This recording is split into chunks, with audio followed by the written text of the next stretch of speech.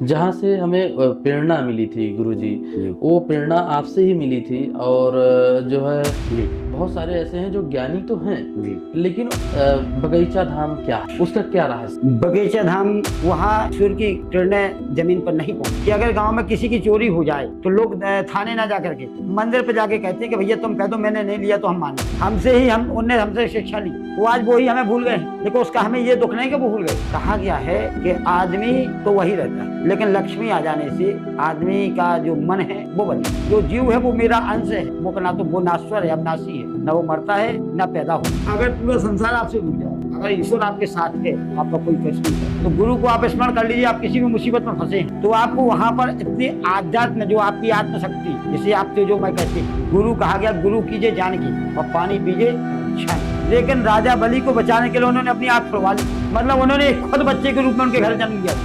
जो मंत्र कभी प्रयोग नहीं करना चाहिए। शिक्षा भी लो, वो 8,000 रुपया अलग से, भोजन पानी कपड़े सब। बहुत सारे लोग धर्म को बेच रहे हैं, 100% बेच रहे हैं। लेकिन मैं कहता हूँ कि खुद को पहले सुधरना पड़ेगा, तब परेशानी हल हो। चित्रकूट में रम रही रहमन अवध नरेश, और जहाँ पर विपदा पड़ते है सो आवत यह है। तो तीनों जूता 6-6 महीने के बालक बन गए। वहाँ पर उसके दर्शन करने से ही बेखाद मन के बेखाद दूर हो गए। रहस्यमयी बात आपने बताई।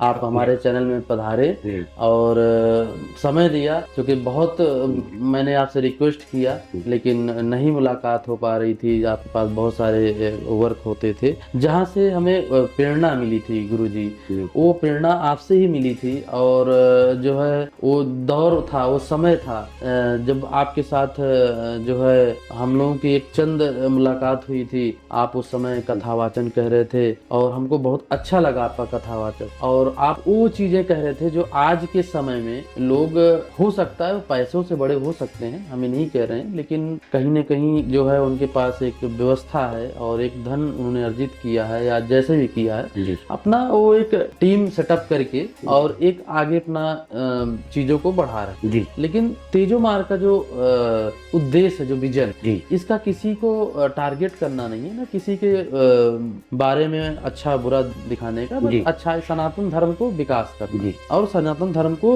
डिजिटल प्लेटफॉर्म से अपनी बात को पहुंचाना।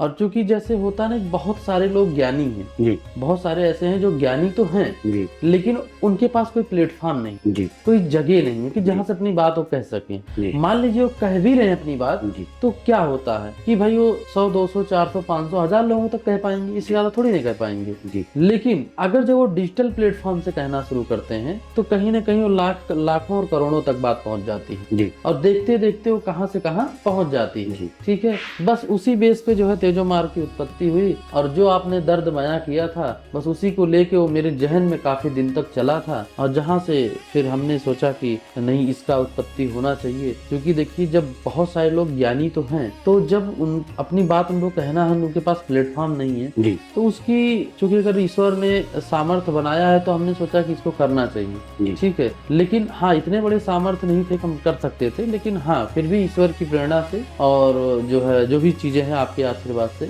आज है। तो सबसे पहले मैं जानना चाहूंगा गुरुजी, बगीचा धाम क्या है, उसका क्या रहस्य? बगीचा धाम जो छतरपुर और महुआ के बीच में एक स्थान है, ये एक लगभग 5 बीघे जमीन के अंदर बगीचा लगा है, जहाँ जामुन, आम और बरगद, पीपल, कई तरह के पेड़ लगे। वहाँ सूर्य की किरणें जमीन पर नहीं पहुंच, इसलिए वो सिर्फ 24 घंटे चाहे जब भी जाएं वहाँ पर धूप महसूस नहीं हो, इसलिए वो बगीचा है। वहीं बीचों बीच एक मंच बना हुआ है कथा। सामने हनुमान जी का मंदिर, शिव जी का स्थान है। और जो शक्ति होती थी, जो प्राचीन समय में जो पति मर जाते थे और औरतें अपना पति का सर अपने गोद में रख के पति के साथ चिता में अपने आप को समर्पित कर देती थी, वहाँ पर वो स्थान भी है, शक्ति माता के स्थान, जो वहाँ की गाँव की जो हुई थी वो वहाँ हुई। तो वहाँ का एक सबसे बड़ी खास शख्सियत एक चीज है, तो वहाँ की जो मूर्ति का जो तेज, जो हनुमान जी की मूर्ति का जो तेज, वो सामने देखने को मिलता। हम अपनी भावना को लेकर के जाएंगे तो हमें ऐसे लगता है कि मूर्ति से वो आवाज निकलती है, हमारी जो मनोकामना पूर्ण होती है वो मूर्ति से आवाज निकलती है। चाहे वो एक बंदर के रूप में निकले, किटकारी देके जैसे बंदर खिसखिला के हंसते हैं, ऐसे मूर्ति से आवाज निकलती। उस समय हमें एहसास हो जाता है कि हमारा कार्य पूर्ण हो। और इस बात की मान्यता भी है उस गाँव में, जिस गांव से मंदिर जो कि अगर गांव में किसी की चोरी हो जाए तो लोग थाने ना जा करके मंदिर पे जाके कहते हैं कि भैया तुम कह दो मैंने नहीं लिया तो हम मान लें, और वो अगर उसने कह दिया तो शाम तक उसका फैसला भी आ जाता है। इसलिए वो धाम बहुत ही अपनी सिद्धियों के लिए जाना जाता है। और ये वहाँ जाने से लगभग सभी लोगों की जो जैसे आस्था लेके गया उसकी मनोकामना पूर्ण, ये मैंने वहाँ का देखा और मैं वहाँ का सेवक भी वहीं उसी नाम से मैं चलता भी। ये गुरुजी जो आपकी जर्नी रही अभी तक का जी। कि शुरू से लेके अभी तक जी। तो क्या कथावाचक आप शुरू से थे या बीच में कोई ऐसा प्लान बना कि जो है हम कथावाचन का? नहीं, हमारा हमारे जो हम घर है जो हमारा व्यक्तित्व परिवार है, हमारे पिताजी बहुत उच्च क्वालिटी के विद्वान थे, संस्कृत के प्राचार्य भी थे शासकीय विद्यालय में, और हमारे घर में कथावाचन का काम हमारे दादा परदादा से चला। तो ये हमने विद्या अध्ययन का अपने घर में ही किया, और हमारा विशेष रुचि भी इस चीज में थी इन लोगों को भक्ति के मार्ग पर लाना, और इसी मार्ग में हम चलते रहे। किसी से कोई हमारा कोई ऐसा भी नहीं रहा। हम कथा आज भी 10,000 से लेकर लाख रुपए में कर, हमारे से कोई धन अर्जन करने का मतलब नहीं है। जहाँ जैसा आदमी के पास हो गई उसी बेस पे कथा कर दी, इसका कोई हमारा लक्ष्य नहीं कि हमें इससे पैसा ही कमाना। और हमारी टीम के जो लोग हैं वो भी इसी बेस पे चलते हैं कि अपना खर्च निकल आए, उससे आगे पैसे की आवश्यकता नहीं, क्योंकि सभी लोग खेती वाले हैं। हमारे पास भी 150 बीघा जमीन, पिताजी प्रिंसिपल रहे हैं, बड़े भैया लेक्चरर हैं, लड़के भी यहीं लखनऊ यूनिवर्सिटी में प्रोफेसर है। तो ये नहीं है कि हम पैसे के लक्ष्य को लेकर के हमारा, जैसे आप हमें मिले थे, आपने तेजो मार्ग के बारे में जो अपनी प्रस्ताव रखे थे कि जिन लोग जो दबे कुचले लोग हैं जिनके बारे में जिनको ज्ञान तो है लेकिन उनकी प्लेटफॉर्म पर नहीं पहुंच पा रहे, वो अपने जीवन की अपनी कला को नहीं निखार पा, तो आपने उस बात से हमसे कहा था, वो आज तुमने ये सार्थक करके दिखा। तो यही हमारा है कि ज्ञान हमारे पास भी बहुत बड़े विद्वान और कलाकार जो आज बन गए, वो हमारे बगीचा हम सबसे पहले आए, हमसे ही उनने हमसे शिक्षा ली। वो आज वो ही हमें भूल गए, लेकिन उसका हमें ये दुख नहीं कि वो भूल गए, हमें ये दुख नहीं है। हमें ये है कि कम से कम हमारे धाम पर आकर ईश्वर की कृपा उन्हें प्राप्त हुई, वो उतनी आगे तो बढ़े। हमें इस बात का ध्यान गर्व, क्योंकि हर किसी व्यक्ति में क्षमता होती, लेकिन उस क्षमता को निखारना और निखारने के लिए कोई व्यक्ति लगता है। इसके लिए जैसे आपने ये तेजो मार्ग आपने ने जो संस्था बनाई है, ये व्यक्ति को कला को, व्यक्ति के व्यक्तित्व को और व्यक्ति की धर्म भावना को, व्यक्ति के आस्था को, सबको निखारने के लिए आपने, और इसमें जो भी जुड़ेंगे उनको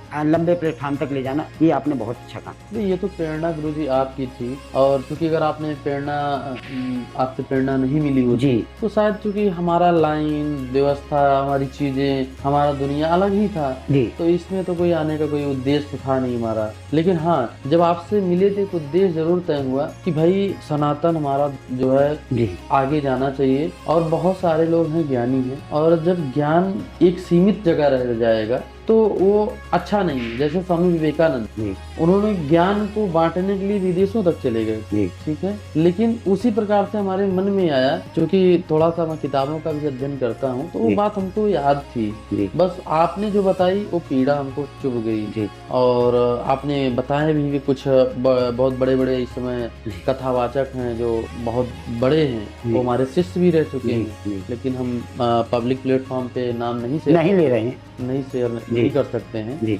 लेकिन जो है जब आपने अपना दुख दर्द बयां किया तो हमारे मन में आया कि क्यों ना जो है हम इस ऐसे चैनल की उत्पत्ति करें जिससे जो है लोगों तक बात पहुंच सके। भाई पैसा नहीं है तो कोई बात नहीं, ठीक है, लेकिन तेजो मार्ग है, मतलब एक विकल्प है तेजो मार्ग।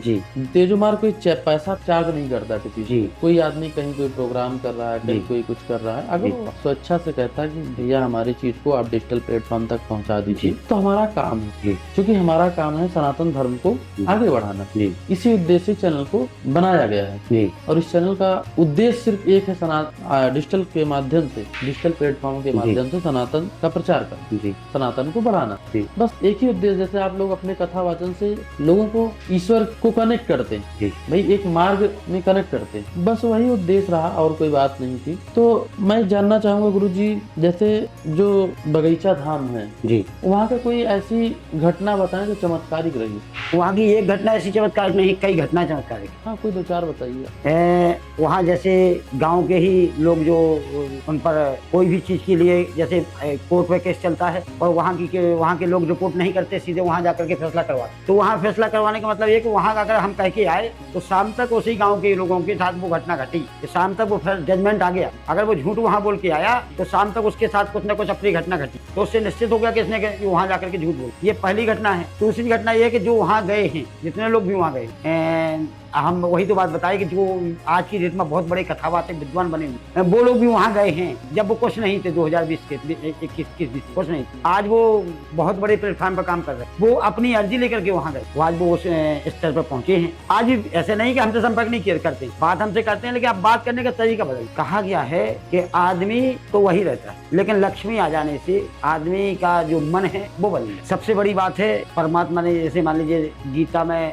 कहा गया है, ईश्वर अंश जीव अवना, ईश्वर का अंश जीव, प्राणी मात्र की सेवा करना ईश्वर की सेवा है। जीव की सेवा करना ईश्वर की सेवा है, क्योंकि हर जीव में ईश्वर का वास है। भाई गीता में स्वयं भगवान ने अपने शब्दों में कहा है कि ईश्वर अंश जीव अविनाशी, जो जीव है वो मेरा अंश है, वो ना तो वो नाश्वर है, अविनाशी है, न वो मरता है न पैदा हो। ये शरीर है, ये नाशवान, तो ये भगवान का स्वरूप है। और जब हम उसी स्वरूप को भगवान को कष्ट देंगे, किसी जीव को कष्ट पहुंचाएंगे, तो हो सकता है उसका परिणाम अंत समय हमें भी भोगना। कहा गया सब जग रूठे राम न रूठ, सब जग रूठे राम न रूठ। तो अगर पूरा संसार आपसे रूठ जाए, अगर ईश्वर आपके साथ है तो आपका कोई कष्ट नहीं कर, तो अगर राम आपसे रूठ गया तो फिर आज सारा संसार आपके साथ लग जाए तो कुछ आपको मन। यही बगीचा धाम की कृपा है, यही बगीचा धाम की कृपा है। वहां जाने के बाद ईश्वर साथ दी। ये मैंने वहां के प्रैक्टिकल गांव के लोग जब बता सकते हैं, मैं तो चूंकि वहां का सेवक, मैं तो वहां से इन सब चीजों से देखा चला है। बाकी जो आदमी जैसे मान लीजिए वहाँ की विशेष खासियत हमने बता दी कि आपका काम होना है तो आपको ईश्वर ही बता देते हैं कि वहीं स्वयं मूर्ति बोलती, स्वयं मूर्ति के मुख से आवाज निकलती है।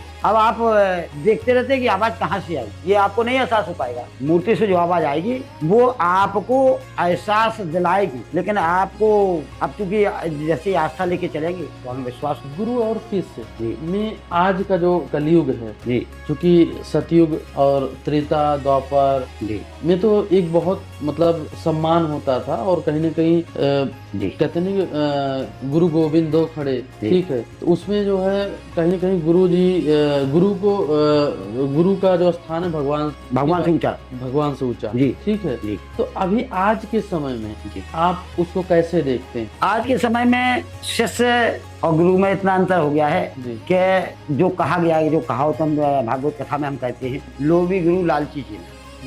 गुरु भी लोभी हो गए हैं, वो चाहते हैं कि यजमान के पास क्या रखा है वो हम सब ले जाएं। और चेला भी चाहता है कि अगर गुरुजी मेरे लड़के की नौकरी लग जाए, मेरी बेबी नौकरी में चली जाए, मैं फलाने व्यापार में सफल हो जाऊं, मतलब वो सारा चीजें गुरु से सारी चीजें अर्जन करना चाहते। ये इसलिए ये दोनों नरक के गामी बने, ये दोनों अंत समय नरक में जाएं। आज की जो वर्तमान की स्थिति है, नहीं तो गुरु के तुम स्मरण कर लीजिएगा, जब भगवान से बड़ा बताया है उनको, तो गुरु को आप स्मरण कर लीजिए। आप किसी भी मुसीबत में फंसे हैं तो आपको वहां पर इतनी आध्यात्म, जो आपकी आत्मशक्ति, जिसे आप तेजो मैं कहते हैं, वो आपकी शक्ति इतनी प्रबल हो जाएगी कि आपको वो समय उसी क्षण आपको उस संकट से छुटकारा प्राप्त। ये गुरु का वरदान है, या गुरु की आत्म। आप गुरु के मंत्र को स्मरण कीजिए। लेकिन अब मंत्र तो ले लेते हैं, और शायद हमारे अंदर से 25% जो ऐसे लोग हैं जो मंत्र का उच्चारण करते हैं सुबह नहा धो करके, बाकी 75% अपने मंत्र को भूल ही जाते। और गुरु के लिए मैं बता चुका, कहा गया है कि गुरु बिन ज्ञान, गुरु के बिना ज्ञान प्राप्त नहीं हो, और भेद बिन चोरी, बिना भेद की चोरी नहीं। जब तक कोई हमारा भेद देने वाला नहीं होगा तब तक हमारे साथ कुछ नहीं करता। तो गुरु बिन ज्ञान, भेद बिन चोरी, और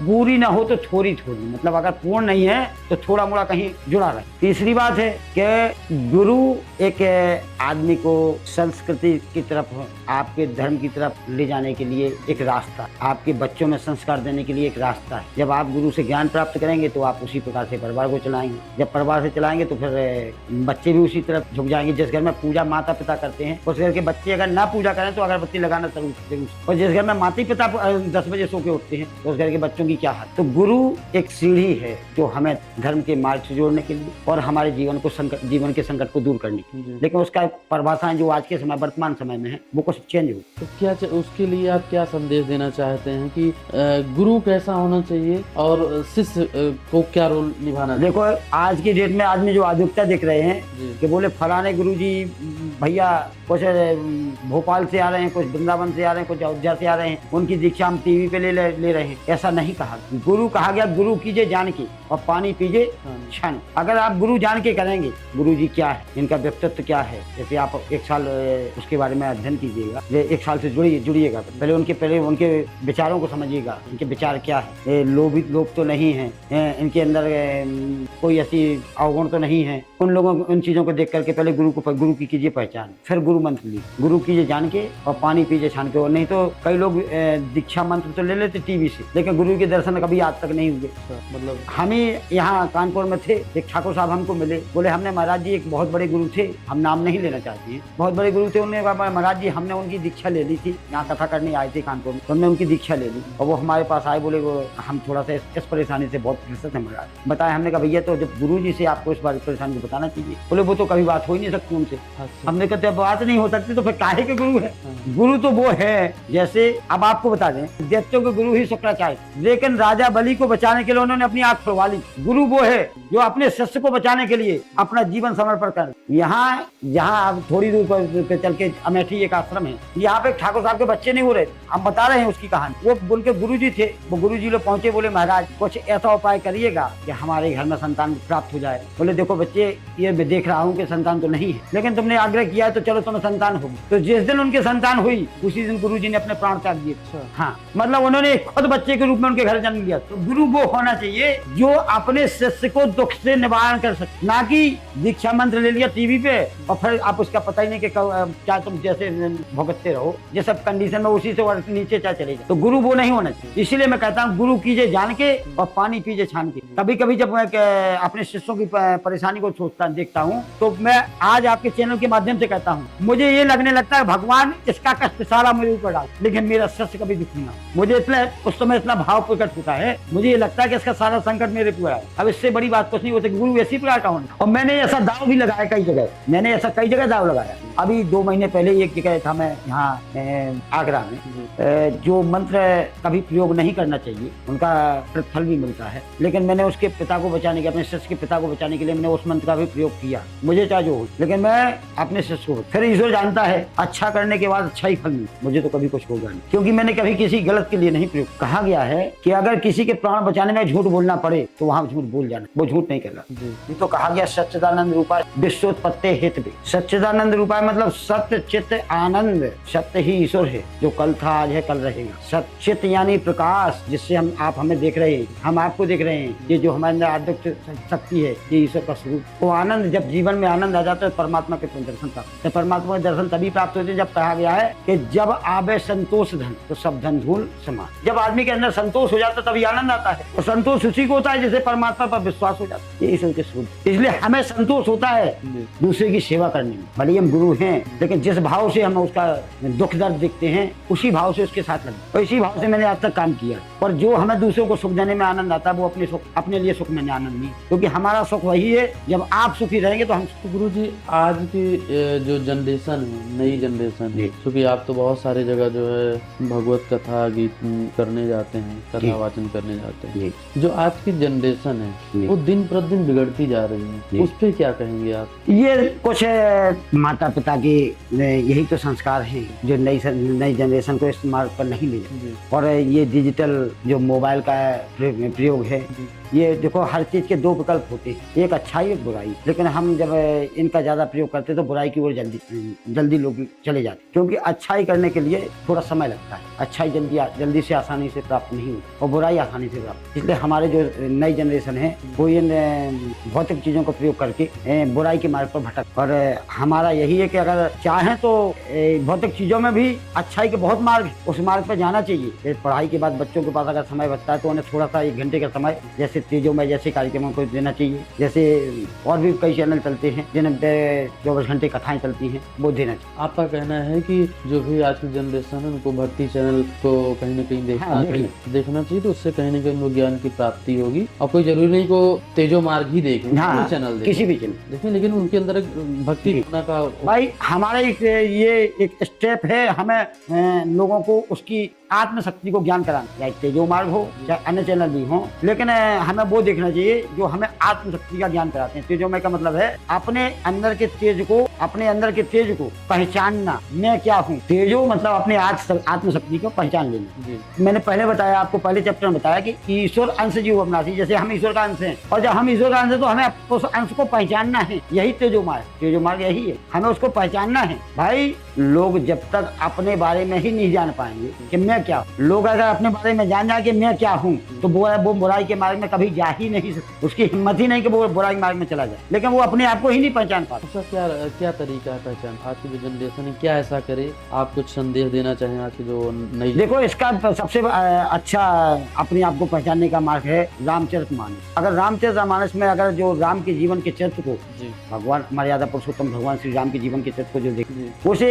अपने जीवन को जो उसने जन्म लिया है उसका उसे लक्ष्य पता कि हमने जन्म किस कारण। जी तो ये ऐसा कहा गया है, पहले भी कहा जाता था, जागर कथा जो होते दुख हो सब दूर और अन्न धन और लक्ष्मी सदा रहें बर। इसलिए जहाँ जिस घर में राम कथा होती है प्रतिदिन चाहे दो पेज ही क्यों ना बाँचे, उस घर में हमेशा बच्चों को धर्म के मार्ग पर और अपने आप को पहचानने के लिए पर्याप्त। रात को खाना खाने के बाद 15 मिनट का समय राम कथा के लिए निकाल। अच्छा, आपका जो है छतरपुर महोबा जहाँ आप रहते हैं, जी। जहाँ आपका आश्रम है जी। आज के समय में, वहाँ से छोटे बच्चों से लेके मतलब जो है नई अवस्था के जो बच्चे हैं वो भी जो छोटे हैं, जो भी 18 साल के भी नहीं पूरे हुए हैं, जी। और बाकी जो ओवर एज हैं वो तो है ही जी। है। वहाँ एक जैसे एक समय था वृंदावन, इस मामले में जाना जाता था, जी। अयोध्या जाना जाता था, और भी जी। कुछ जगह हैं, जी। तो वहाँ भी एक जो है कथा वाचन जी। का जो है जैसे होता है ना एक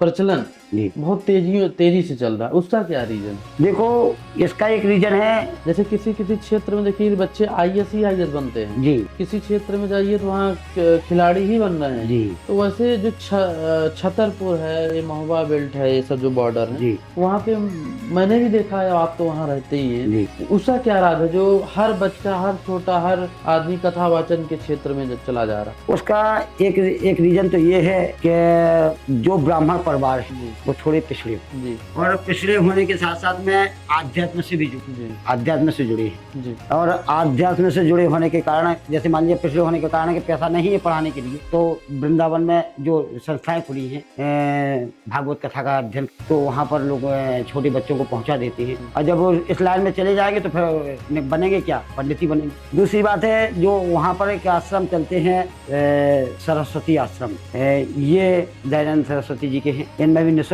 में शिक्षा दी जाती है, ऊपर से 8,000 रुपया प्लस पैसा भी दिया जाता है। शिक्षा भी लो, वो 8,000 रुपया अलग से लो, भोजन पानी कपड़े सब। तो जब आदमी आर्थिक रूप से कमजोर होता है तो ऐसे विद्यालयों में डाल देता है, इससे वो उसी मार्ग पे चलता है। अच्छा, ये तो ठीक है, लेकिन जैसे बहुत सारे लोग, हम नहीं कह रहे सब गलत है, लेकिन आपको नहीं लगता गुरुजी कि बहुत सारे लोग धर्म को बेच रहे हैं? 100% बेच रहे हैं, क्योंकि ये कहा गया है कि कथा जी हो या कोई भी धार्मिक कार्य, उसकी दक्षिणा पहले से तय नहीं जी। हो। अगर हमने तय कर दी तो हमने तो पहले ही धर्म को बेच दी। जी अरे ये है श्रद्धा के ऊपर, आपके घर हम आए हैं कथा करने के लिए, आपने पंडाल सजाया, जी अब आपके पास 10,000 की गुंजाइश है, हमको 1 लाख के पहले होगी नहीं, तो कहाँ ये फिर बेचनी तो होंगे। या हमने क्या कहा, हमारे साथ जो टीम चलती है उनका यही कहना कि जो मिल जाएगा महाराज खर्च भर, हमारे साथ जो टीम रहती है वो कहते हैं महाराज खर्च भर निकल आए, वही हमारा भी सिद्धांत है। अब खर्च तो अगर कोई ना भी दे तो चढ़ाना इतना आ जाता है कि उसमें खर्च निकल। जहाँ आप हमें मिले थे वो कथा हमने निःशुल्क की, गोसाईगंज में जो निःशुल्क की थी, तो उसमें 12-14 रुपये चढ़ाना आ गया था। शेष जो कलाकारों के थे 2-2, 5-5 हजार जो भी देना था दे दिया।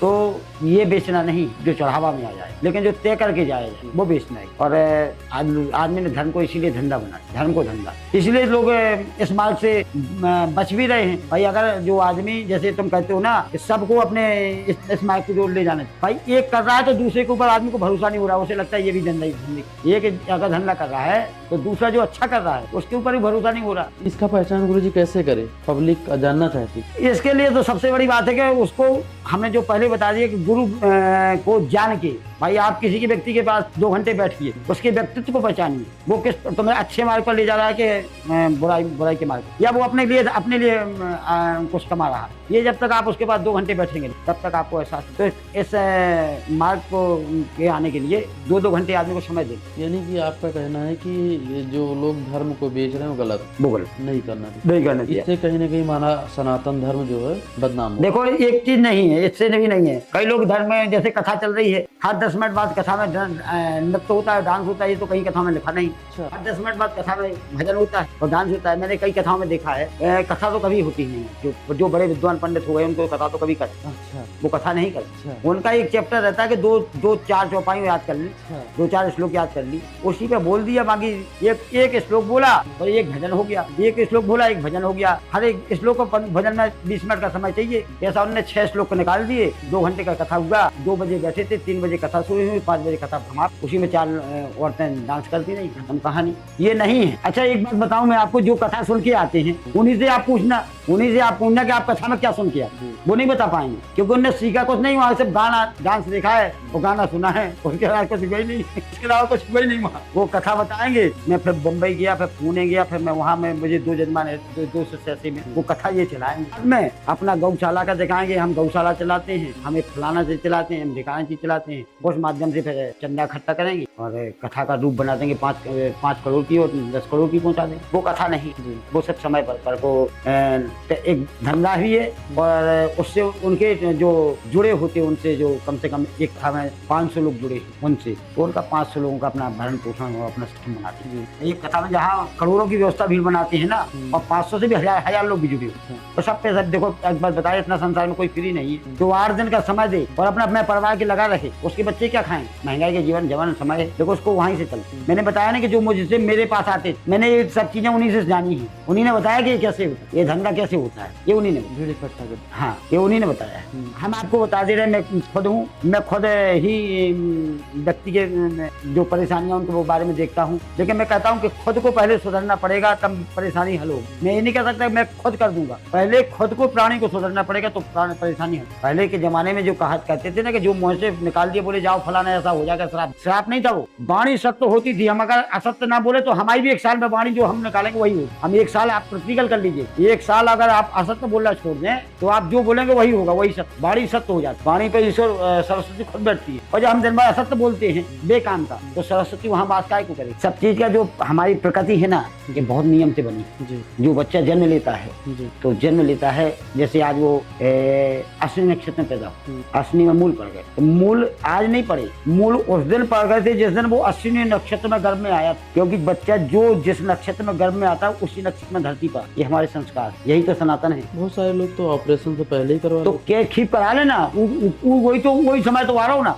वही समय है, उनको मजबूरी में कराना पड़ रहा है, क्योंकि उस नक्षत्र में से पैदा होना है। जैसे कहते ना कि बोले फलानी जगह न जाते तो ये एक्सीडेंट ना होते, तो कुछ लोग जो है समय पहले भी करा लेते। तो हम बता दें कि वो मजबूरी है ना उनकी कराने की, क्योंकि वो अश्विनी नक्षत्र में 1 महीने बाद आएगा, फिर 10वां महीना पूरा हो जाएगा, इसलिए वो इसी नक्षत्र में उन्हें निकलवाना पड़ेगा, क्योंकि वो इसी नक्षत्र में आया था ना जन्म में, उनकी मजबूरी बन जाती। बुद्धि वैसे ही करेगा इसको, क्योंकि जो 27 नक्षत्र है, 27 नक्षत्र से आगे कुछ कहीं जा नहीं सकते। जो 27 नक्षत्र, जो व्यक्ति जिस नक्षत्र में गर्भ में आएगा उसी नक्षत्र में धरती पर आए। इसलिए महीना हमारा जो 28 दिन का जो मोबाइल में दिखाते हैं ना, इसलिए होता है क्योंकि 27 दिन में जो सूर्य का जो परिक्रमा है 27 नक्षत्र को पूर्ण कर लिया। अच्छा गुरुदेव, जैसा कि आपने भी हमको कहीं न कहीं राह दिखाई थी और आपका ही राह दिखाया हुआ आज जो है, हम लोग तो पहले जाते ही थे, हम आज तो कहीं न कहीं तेजो मार्ग टीम भी जाती है, और धीरे धीरे करके हम लोग वहाँ एक जगह का बहुत सारे लोग हम लोगों ने भ्रमण कर करके बहुत सारे मंदिरों का वहाँ असलियत भी दिखाया, असलियत के मतलब वहाँ के रहस्य के बारे में दिखाया।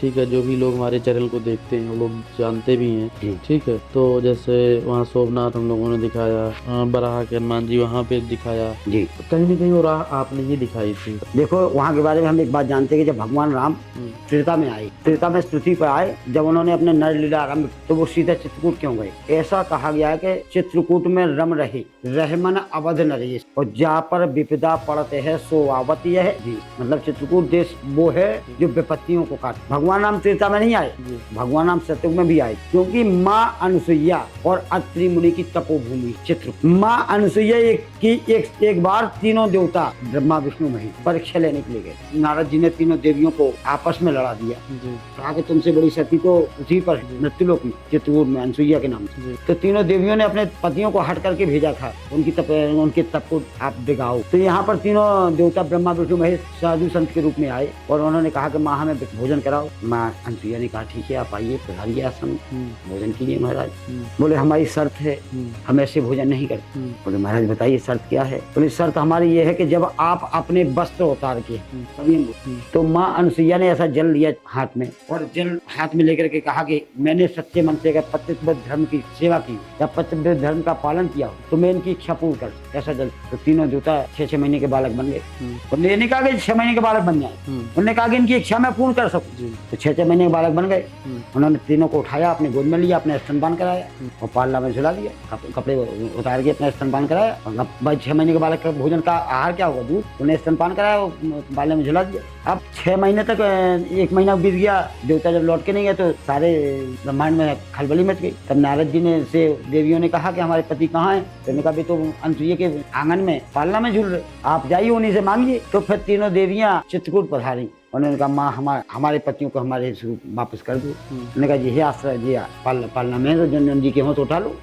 तब अब सब तीनों डरे भाई हम किसी के पति को कैसे छू ले, कहीं ऐसा नहीं तो कि मैं दूसरे को छू लेगा, 6 महीने का बच्चा कैसे पता चलेगा। तो उन्होंने अपनी गलती मनाई, ने फिर से जल लेकर के छोड़ा, उनके स्वरूप में उनको वापस किया। उस समय भगवान विष्णु ने प्रतिज्ञा की थी कि इतनी पावन भूमि, ऐसी तपोभूमि पर जब हम नरलीला करने के लिए आएंगे तो कुछ समय के लिए चित्रकूट में वास। और जैसे ही वनवास लिया, नरलीला शुरू की, तो सीधा एक रात प्रयागराज रुके सिंहबेरपुर, फिर प्रयागराज पहुंचे और प्रयागराज से सीधा चित्रकूट निकल गए, कहीं रुके ही नहीं। और 12 वर्ष तक उन्होंने वहां पर व्यतीत, यही वहां की परिवार। इसलिए जिस पर विपत्ति पड़ती है उसकी विपत्तियों का नाश होता है। कहा गया कामदगिर जो पहाड़ है, कामदगिर, कामदगिर का मतलब है कामना का पहाड़। कामदगिर भय राम प्रसादा और अवलोकत अपहरत प्रसाद, वहां पर उसके दर्शन करने से ही मन के दिखा दूर हो जाए, मतलब मन के कष्ट दूर हो। चित्रकूट चिंता हरण और बाधा हरण गणेश, आप जानते गणेश जी प्रथम पूज्य हैं, विघ्न बाधा के विनाशक हैं। तो चित्रकूट चिंता हरण, चित्रकूट जाने से चिंता का हरण होता है और बाधा का हरण होता है गणेश जी की पूजा करने से। चित्रकूट चिंता हरण, बाधा हरण,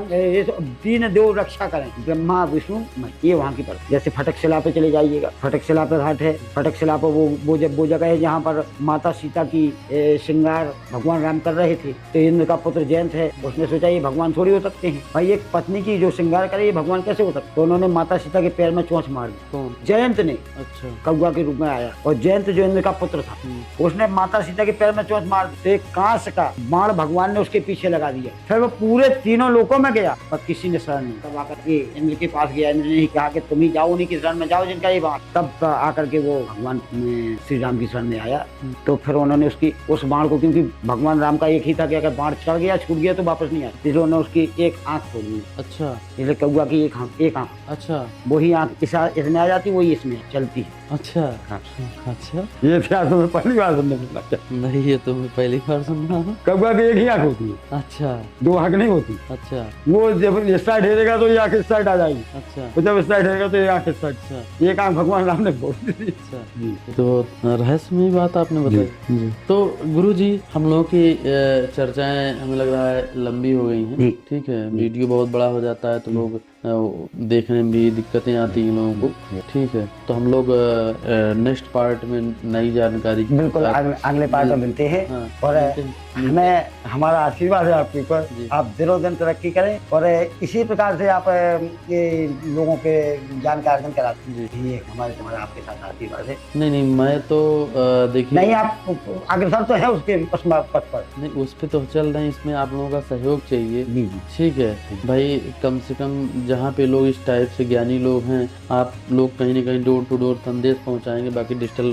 प्लेटफॉर्म पे संदेश पहुँच ही रहा है, तो भाई धीरे धीरे लोग हमसे जुड़ेंगे, ठीक है। तो हमको भी एक प्रेरणा मिलेगा, अच्छा लगेगा, और हमारे जो दर्शक हैं वो भी नए नए चेहरे से मिलेंगे और नए नए ज्ञानियों से मिलेंगे, तो कहीं न कहीं जो है देश में एक नए नए चेहरे निकल के आएंगे, उसके हकदार हैं और वही सनातन पे काम कर रहे हैं। बाकी जो बेचने वाले हैं वो सनातन में काम नहीं कर रहे, वो अपनी पाठ पढ़ा रहे हैं। जी जी, तो बस ये है। तो मैं चाहता हूँ कि सही लोग और सही जानकारी लोगों तक पहुँचे। ये आपने बहुत काम किया है और बहुत अच्छा हमारा आपके साथ। मैं चलते चलते गुरु जी चाहूँगा कोई ऐसी पंक्ति आप गुनगुना दीजिए, चाहे अपने कथा वाचन से या कहीं से, कि जो कहीं न कहीं दर्शकों के उससे एक सीख भी मिल जाए और ये उनके दिलों और दिमाग में बस जाए। जी देखो, रामचरितमानस में ही आता है कि जहाँ पर कृपा राम की हुई ता पर कृपा करहु सब। जी और हम तो यही कहते हैं कि पाहे ना तो हो पाए गोसाई, जी और भूतल परो लकुट की नहीं। जी यही बर मांगो कृपा निकेता, और बसो हृदय सिए अनुज समेत। हम भगवान को एक बार लकुट कहलाती लाठी की तरह लेट करके प्रणाम करें और प्रभु से यही वरदान मांगे, यही बर मांगो कृपा निकेता और बसो हृदय सिए अनुज समेत। और बता दें, भगवान राम ने स्वयं जाते समय हनुमान जी को आशीर्वाद दिया था, तो हनुमान जी के लिए कहा गया चारों युग प्रताप तुम्हारा। किसी देवता का किसी युग में प्रताप रहा है, किसी का किसी युग में रहा है, लेकिन हनुमान जी का प्रताप चारों युगों में, चारों युग प्रताप तुम्हारा और है प्रसिद्ध जगत होते, है प्रसिद्ध जगत हो जाएगा। और कहा गया साधु संत के तुम रखवारे, आसुर निकंदन राम दुलारे। वो हमेशा जो साधु वो नहीं है जो वस्त्र धारण कर ले वो साधु वो है जिसने अपने विचारों को बदल लिया। साधु वो है, पंडित वो नहीं होता जो सब कहने को पंडित, जिसके पंडित के आचरण हो वो पंडित। हम यही कहना चाहेंगे जाते जाते कि ईश्वर पर आस्था रखिएगा। ये जो हमने आपको 2 चौपाई बताई, इसके आधार पे लोग चलें, भगवान को प्रणाम करें, तो ईश्वर हमेशा